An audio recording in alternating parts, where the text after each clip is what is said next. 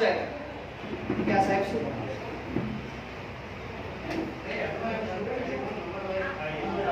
સમગ્ર world level એટલે કે વિશ્વની અંદર ભારત તો ઠીક છે, વિશ્વની અંદર ઇન્ડિયન જે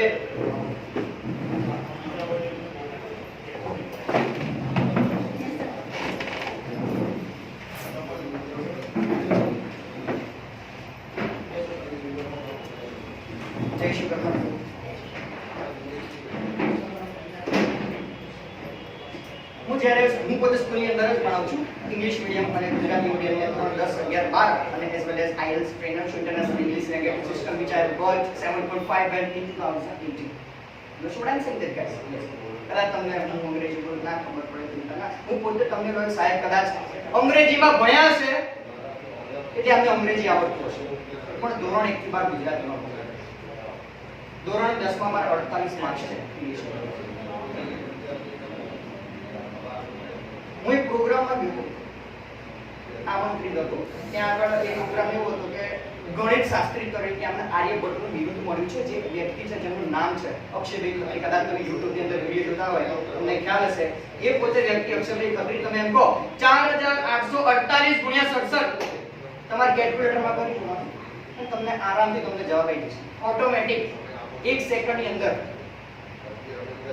તમે એમ કહો કે ભાઈ 4548 મારો જવાબ છે તો કેવી રીતના આવ્યો, તો મેં પૂછો 4548 એ તમને કહી દેશે કે તમારા મોબાઈલની અંદર તમે આટલો ગુણાકાર કર્યો છે તો તમારો આટલો જવાબ. 10 લાખ કરોડ સુધીના ઘડિયાળના જાણકાર અક્ષયભાઈ ખત્રીએ પોતે મારું સ્વાગત કર્યું છે અને પોતે સારું કર્યું.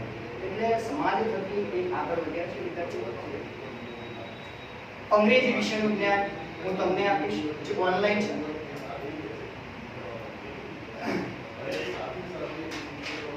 નોટ ને પેન છે ને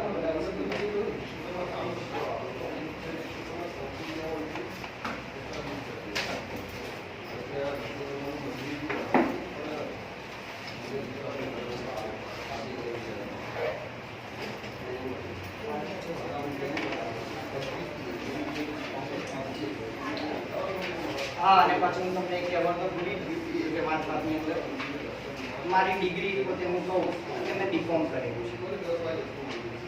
બીકોમ પછી મેં કર્યું છે IELTS international English language system, thereafter મેં કર્યું છે નોર્થ અમેરિકન ઇંગ્લિશ, thereafter મેં કર્યું છે બ્રિટિશ ઇંગ્લિશ. અત્યારે અમેરિકાની અંદર હું પોતે હાર્વર્ડ યુનિવર્સિટી જે વર્લ્ડની ટોપ લેવલની યુનિવર્સિટી ટોપ 30 ની અંદર હાર્વર્ડ યુનિવર્સિટી કદાચ ગૂગલમાં સર્ચ મારું મારી અંદર એની અંદર હું પોતે અભ્યાસ કરું છું. Online process teaching skill improvement નો શું છે અત્યારે. તો વિદ્યાર્થી મિત્રો સિલેબસની અંદર તમારે અત્યારે આ વીક પૂરતું કદાચ આવતા વીક પૂરતું એટલે 2 અઠવાડિયા સુધી જ્યાં સુધી જીકે ના શિક્ષક ના આવે ત્યાં સુધી આપણે ગણિત અને અંગ્રેજીના લેક્ચર રાખેલા છે. ખ્યાલ આવે છે? કોઈ એવો પ્રશ્ન હોય તો પૂછી લો, હાથ ઊંચો કરો, બીજી બે ફિગર પડે. યસ, સોમવારથી માંડીને શનિવાર સુધીના રાત્રે 9 થી 10 ઓનલાઈન ઝૂમ મીટિંગ ઉપર લેક્ચર આવી જશે. કયો લેક્ચર ક્યારે રહેશે એ પણ હું જાણકારી આપી દઉં, બરાબર. સોમવારથી શનિની અંદર કયા વારે કયા શિક્ષક શું ભણાવશે એ બધું જ તમને જાણકારી. ઠીક છે, તો આપણે પહેલા ટાઈમ ટેબલ લખી દઈએ.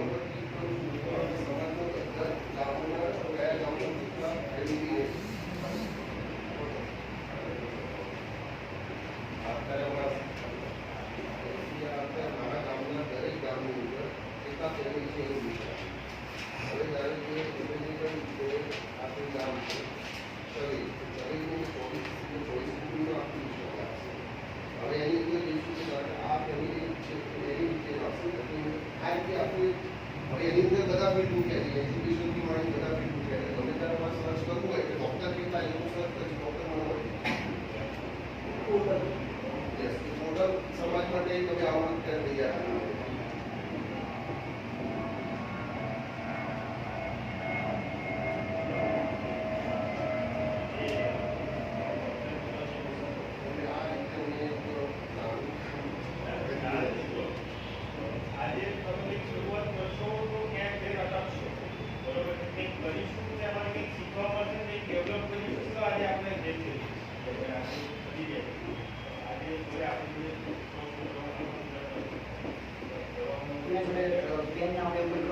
પેન ને કાગળ નથી સર એક ઓકે ના ના રાખો અગર તમને અવસાન મોડેલો રિપોર્ટ નથી તો અવસાન જેવું એના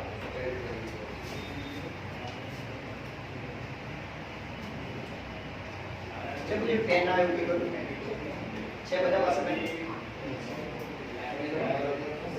બંધ થઈ ઠીક છે ફોર્વર્ડ કરી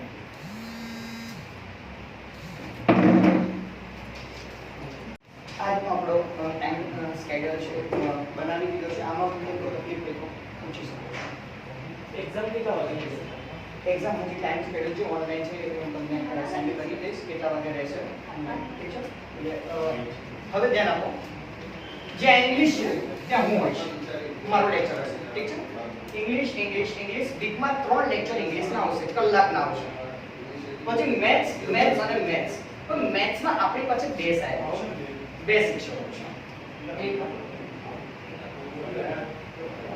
અર્પણભાઈ અને બીજા બંને જે શિક્ષકો છે વિદ્યાર્થી મિત્રો એ બંને શિક્ષકો અલગ અલગ કન્ટેન્ટ લેશે ક્યારે અલગ અલગ કન્ટેન્ટ મેથ્સ ની અંદર સપોઝ કે મને મેથમાં ઓછી ખબર પડે रीजनिंग આવે છે મેથ્સ રીઝનિંગ આવે છે ઠીક છે આપણે થોડા એવી થોડી બધા થોડું આગળ જઈએ તો જેથી કરીને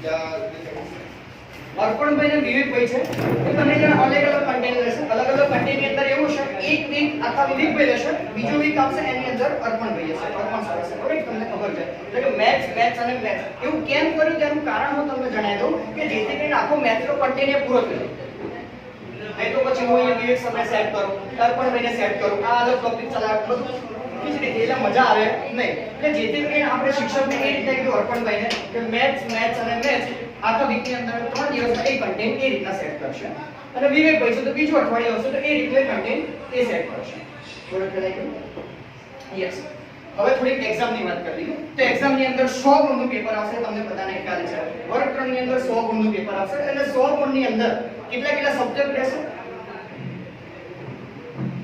નંબર 1 જીકે છે કેટલા ગુણનું આવશે 50 ગુણનું જીકે આવશે ગુજરાતી ગ્રામર છે કેટલા ગુણનું આવશે 20 ગુણનું આવશે નંબર 3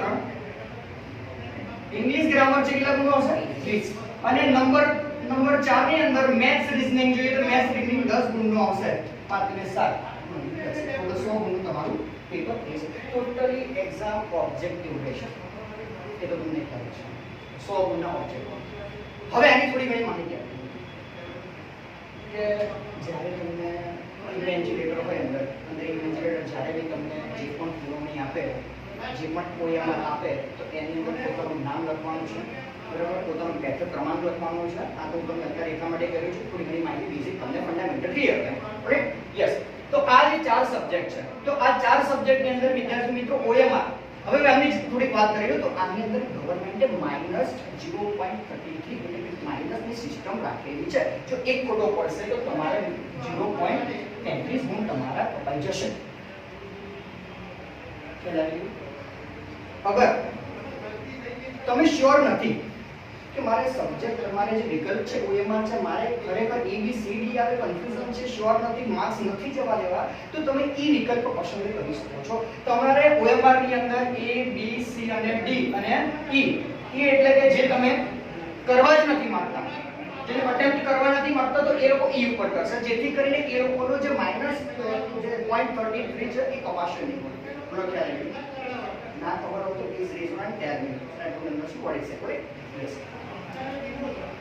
તો આ રીતનું ટાઈમ ટેબલ છે હવે આની વાત કરીએ થોડી ઘણી જીકે તો જીકે ની અંદર લગભગ 11 સબ્જેક્ટ આવે છે મેઇન જે આપણું જીકે છે ટોટલ 11 સબ્જેક્ટ આવે છે બંધારણ આવે છે પોલિટિક્સ આવે છે બરાબર અને કાયદાકીય બધી રીતે વિજ્ઞાનની ફોરેસ્ટ ખાતાનું થોડું ઘણું આવે છે પણ આપણે વિદ્યાર્થીને જો પાસ થવું હોય તો 95% શ્યોરિટી સાથે પાસ કરવું હોય તો આપણે આ 3 વિષયને આપણે થોડું વધારે હવે આ જે જીકે છે તો જીકે ની અંદર હિસ્ટ્રી છે, જીઓગ્રાફી છે, આ બધા સબ્જેક્ટ આવે છે. તો હવે હું તમને બુક પ્રોવાઈડ કરી આપું છું, મતલબ કે હું તમને બુકના નામ આપું છું, એ બુક તમારે લાવવાની રહેશે. જે હું કહું એ જ લાવવાની રહેશે, કેમ કે માર્કેટમાં લેટેસ્ટ છે, જેનું કારણ છે હું તમને એ જ બુક આપીશ. જે તમે બધા એ જ બુકથી ભણવાના છો, આમના જોડે હશે, આમના જોડે યુવા ઉપનિષદ, વ્યાસચંદ્ર નીરજ ભરવાડ હશે, આ બધી બુક્સ હશે.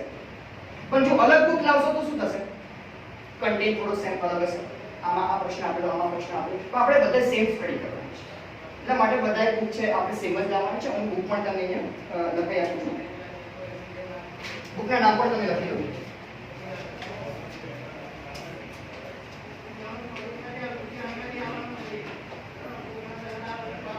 जीके सब्जेक्ट है. जीके सामने हाँ see listen to carefully. I would like to say that first of all, GK, what is the meaning of GK? You understand? General knowledge. And whereas તમે બીજી બી પણ જોઈ શકો, જનરલ સાયન્સ જુઓ છો. જનરલ નોલેજ એટલે સામાન્ય જ્ઞાન અને સામાન્ય વિજ્ઞાન એ બુક આવે છે, એટલે તમે કન્ફ્યુઝ થતા નહીં કે આપણું જનરલ વિજ્ઞાન લઈને અને આજે મને ખબર નહીં પડી આમાં તો કઈ બુક છે. પણ એટલા માટે જનરલ નોલેજ એટલે સામાન્ય જ્ઞાનની જે આખું કન્ટેનર આવે છે, બુકની અંદર 11 સબ્જેક્ટ આવી છે, બરાબર? એની અંદર તમારે લાવવાની છે યુવા ઉપનિષદ.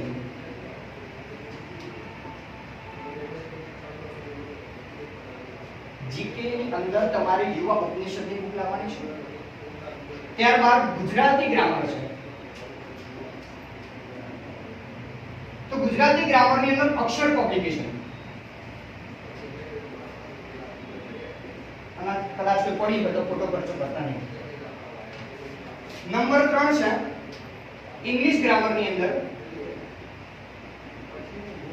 એમાં પણ અક્ષર પબ્લિકેશન.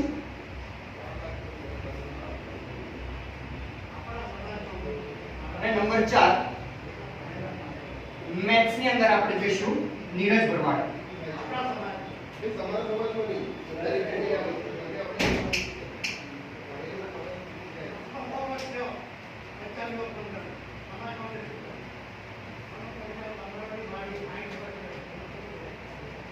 આ બુક તમારે લાવવાની છે, ચલાવી પણ એ પણ આજે ને આજે છે. કેમ? એનું કારણ છે આવતીકાલે શું થશે? હું ઇંગ્લિશ ભણાવું, સપોઝ કે કોઈ આર્ટિકલ ની ચાલુ કરી, આર્ટિકલ દરેક જણા થોડું થોડું જ્ઞાન છે એને દો, પણ ક્યાં વાપરવું ને ક્યાં ન વાપરવું એ મેઇન ટોપિક છે. હું તો બોલીશ, તમારે તો બધું અહીં છાપેલું જ છે. અંગ્રેજીનું ગમે તે બુકમાંથી તમે લઈ આવો ગ્રામર, કોઈ નહીં XYZ, કયો નિયમ ક્યાં લાગે, કયો નિયમ શું લાગે, બધું જ અહીંયા છાપેલું છે. પણ તમને હું ચલાઈશ એ તમને તો ખબર પડી ને, યસ કે આ વસ્તુ અહીંનું અહીં છે, અહીંનું છે. પણ તમને ખબર છે કે ઝૂમ મીટિંગ, તો ઝૂમમાં સાંભળવાનું ના. તો ઝૂમની અંદર વિદ્યાર્થી મિત્રો તમને એક વ્હાઇટ બોર્ડ હું અંદર પ્રોવાઈડ કરી આપીશ. હું લખીશ એ બધું જ તમને અંદર દેખાશે.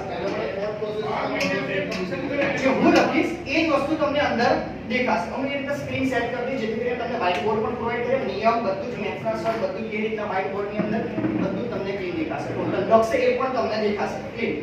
અને જ્યાં ન ખબર પડે ત્યાં તમારે ઝૂમ મીટિંગની અંદર માઇક ઓપન કરીને તમારે જણાવી દેવાનું કે સર ખબર નથી. એક અને 1000 વખત હું પોતે દર વર્ષે સમૂહ લગ્ન કરીએ છીએ અને નાણેકમાં મ્યુનિસિપલ કોર્પોરેશનમાં કરીએ છીએ, બરાબર? એટલે 50 મિલિયનમાંથી કયો હાલત રમતો? ત્યાં જઈને રાણીમાં વાળી દે.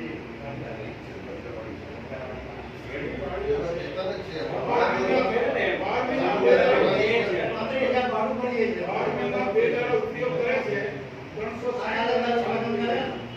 બહુ ગભરાવાનું નથી. એક્ઝામ બીજી જ હોય છે. બસ ધોરણ 9, 10, 11, 12 માં ભણ્યા એ જ આવવાનું છે, બીજું કોઈ વધારે આવવાનું નથી. તમે કે આ બધી એક્ઝામમાં ફાડે આપજો આવશે, શું કરીશું? નહીં આવડે તો આવડે ના, કેમ આવડે?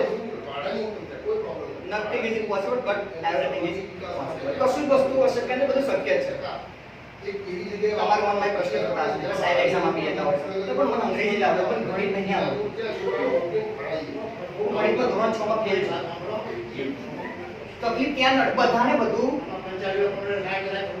હું અંગ્રેજીમાં તો વચ્ચે એક્ઝામ આપી હમણાં. દર વર્ષે દર 5 વર્ષે પ્રમુખ બદલાય છે. પૈસા ખેંચે તો પણ અમુક જ ખેંચે. તો તમે એમણે SSC ની એક્ઝામ આપી હતી સ્ટાફ સિલેક્શન કમિશન મુંબઈ, તો આની અંદર અંગ્રેજીમાં 15 માંથી 15 આવ્યા, પર ગણિતમાં માઇનસ આવ્યા. તો હવે શું કરવાનું બોલો? રિઝલ્ટ મારું 40 બન્યું. જો કે મેરિટમાં નામ છે પણ ટિયર 1, ટિયર 2, ટિયર 3 ત્રણ એક્ઝામ લેવાશે. એમાં ટિયર 1 માં હું નીકળી ગયો છું, ટિયર 2 અને ટિયર 3 ની અંદર બાકી છે. પણ બંનેની એક્ઝામ લેવાશે, ફરી પાછું મેરિટ બનશે. એમાં તો લાગતું કંઈ નામ આવે. ગણિતમાં માઇનસ છે એટલે બીજું કશું નથી. બાકી અંગ્રેજીમાં તો 15 માંથી 15 છે, એટલે બહુ ઇશ્યુ છે. એટલે એક સબ્જેક્ટ ઉપર હું પોતે ભારણ આપી શકું, બીજા સબ્જેક્ટમાં લગભગ અમે તો છેલ્લા 1.5 વર્ષથી ઓનલાઈન ખેંચતા જ આવીએ છીએ. એટલા બધા હદ પાર વગરના કંટાળી ગયા છે છોકરાઓ. મને ઓનલાઈનમાં સ્પેશિયલ ઓનલાઈનમાં મગજમાં નાખવું કેવી રીતે? છોકરાઓ બધા સ્માર્ટ હોય, કેમેરો બંધ કરી માઇક બંધ કરીને મોબાઈલ મૂકી દીધો, એ રાજા રામ રાજન પ્રજા શું કે આવું થઈ જાય છે કંઈ પણ તકલીફ શું થાય છે ઝૂમ મીટિંગની અંદર કે વ્હાઇટ બોર્ડ પ્રોવાઈડ નથી કરતા. વ્હાઇટ બોર્ડ પછી શું કરવું? અલગથી ડાઉનલોડ કરવું પડે, સ્ક્રીન શેર કરવી પડે, ફરી પાછું વ્હાઇટ બોર્ડ બંધ કરવું પડે, ગૂગલ મીટ એની અંદર મીટિંગમાં જવું પડે. પણ પેલામાં ઝૂમ ની અંદર ભલે 40 મિનિટ મળે, પણ એની અંદર વ્હાઇટ બોર્ડ ને બધું જ પ્રોવાઈડ કરી આપે સારું. એટલે ઝૂમ મીટિંગ હું થોડુંક પ્રાયોરિટી એને આપી રહ્યો છું. 40 મિનિટ કદાચ એવું શક્ય હશે તો કંઈ કરીશું આપણે કે પેડ વર્ઝન લઈને કદાચ કલાકની મીટિંગ ચાલે એવું કંઈ કરીશું, બરાબર. પણ જનરલી 40 મિનિટ છે તો 40 મિનિટ પત્યા બાદ ફરી પાછું તરત તાત્કાલિક ધોરણે એની જ લિંક ઉપર બીજી લિંક મોકલવામાં નહીં આવે, એની જ લિંક ઉપર ક્લિક કરી અને બીજી 40 મિનિટ ખેંચી લેશે. એટલે થોડો કલાકનો લેક્ચર તમને આવી છે. ખ્યાલ આવી ગયો? જે પણ કોઈ સબ્જેક્ટમાં ક્વેરી હોય, જે પણ હોમવર્ક આપવામાં આવે તમારે કરવાનું છે. એવરી સન્ડે તમારી ઓનલાઈન જ એક્ઝામ અમદાવાદ વાળા છે, એમને જો કે ઓફલાઈન આપવાની છે એક્ઝામ, બરાબર. પરંતુ જે બહાર ગુજરાતની અલગ અલગ વિસ્તારની અંદર રહે છે તો એ લોકોને જે લખી આવી શકે એ લોકોને ઓનલાઈન આપણે એક્ઝામ લેવાની છે. હવે કોઈ